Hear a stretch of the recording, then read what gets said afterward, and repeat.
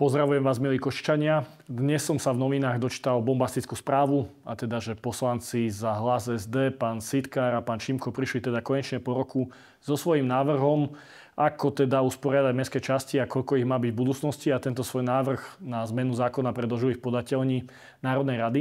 A preto som si dovolil otvoriť teda stránku Národnej rady a stiahnuť dokumenty, ktoré boli predložené, lebo všetky tie články boli písané nejak záhadne. Chcem vám teda povedať, aká je pravda, a možno sa budete čudovať podobne ako ja. Lebo keď som si teda prečítal, čo bolo doručené do Národnej rady, tak som ostal v nemom úžase. Poprvé, tento materiál, ktorý mám teraz v rukách, je výsledkom ročnej práce pána poslanca Šimka a pána poslanca Sitkára. Rok nám Košťanom hovorili o tom, že zbierajú petíciu a chcú zmenšiť počet mestských častí. A keď si pozerám tento návrh, ktorý mám pred sebou, tak obsahuje 3 jednoduché body. Je to 1A4, návrh na zmenu zákona o meste Košice, ktorý je veľmi dôležitým zákonom a rieši v podstate fungovanie mesta Košice a má priamy vplyv na váš život, je 1A4, kde sú v podstate 3 body. A je tam v prvej vete, že meníme počet poslancov zo 41 na 51. V druhej vete, že nebudú 2 námestníci, ale 3. A v tretej vete je, že jeden z námestníkov bude mať kompetencie stanovené na to, aby riešil mestské časti.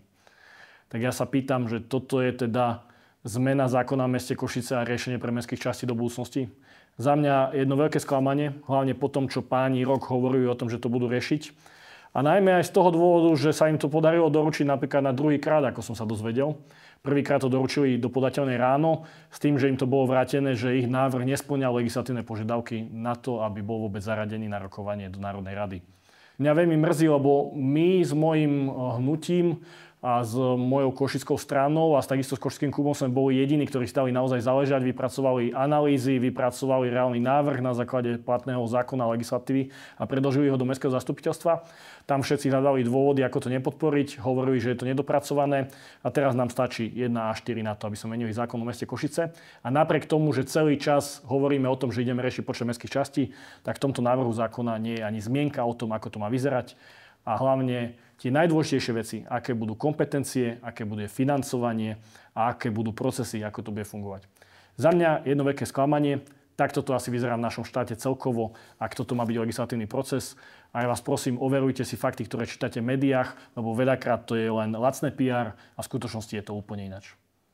Ďakujem mi pekne, ak máte nejaké otázky, píšte mi, rád vám ich zodpoviem.